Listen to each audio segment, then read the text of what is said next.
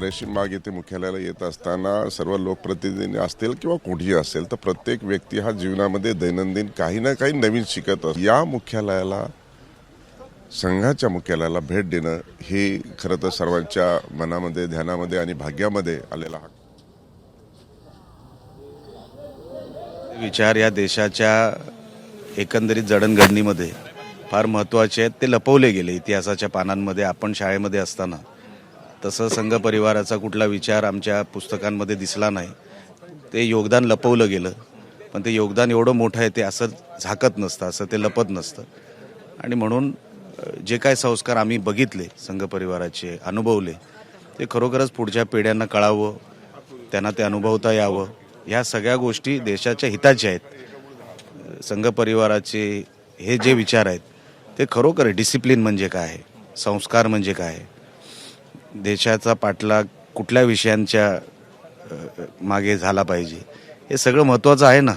ते पुढच्या पिढीला संस्कार देण्याचं काम संघ परिवाराच्या माध्यमातून योग्य पद्धतीने होऊ शकतं असं मला वाटतं। हिंदुत्व खोडून काढण्याचा इतिहासामध्ये प्रयत्न झाला असं वाटतं तुम्हाला?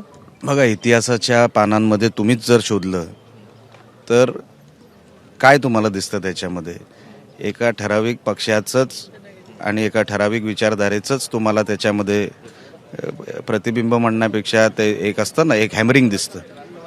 तर आता ते हॅमरिंग किती जरी केलं तरी संघ परिवाराचे विचार असे लपवता येणार नाही, ते लपणार नाहीत। निवडणुकीच्या दृष्टीनं किती महत्त्वाचं ह्या सगळ्या गोष्टी वाटतं? हां, निवडणुकीच्या दृष्टीनं किती महत्त्वाचं वाटतं? निवडणूक बघा, संघ परिवार जे शिकवतं ना, it is a way of life. तुम्हाला ते संस्कार असे सांगतात किंवा तुम्हाला शिकवतात की तुम्हाला तसं जगावं लागतं, आणि तसे जगलात तर निवडणूक वगैरे फार लांबचा विषय आहे। पहिला माणूस म्हणून आपल्याला जसं जगता आलं पाहिजे तसं जगणं पहिलं संघ परिवार शिकवतो। धन्यवाद आमची बातचीत केल्याबद्दल। ते होते नितेश राणे। एकूणच संघ विचार हा किती महत्त्वाचा आहे या संदर्भात ते स्पष्ट करतात।